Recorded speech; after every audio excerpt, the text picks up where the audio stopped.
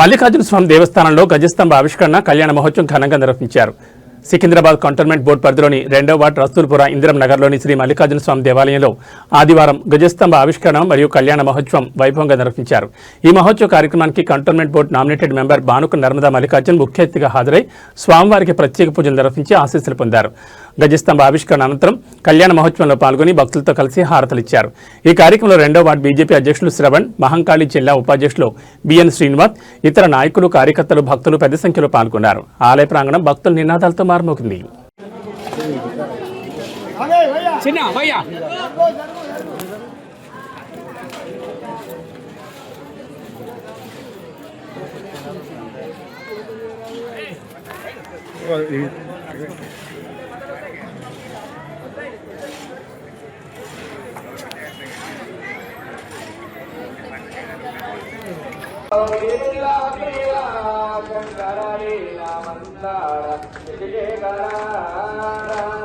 మంగళమందు గోరార మా బాలందు నీరే కాణీవర కరపూర గౌరం కరుణావరం సంసారం భుజగేంద్రం సదావరంలో హృదయారవిందే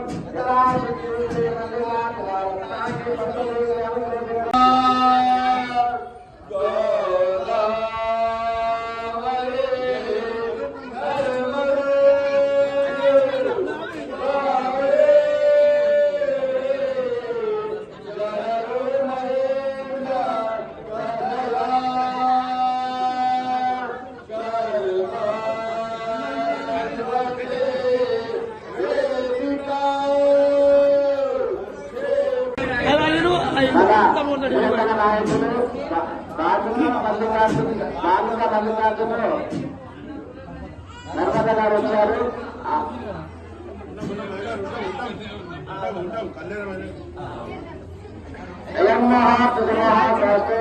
తప్పుడు తప్పుడు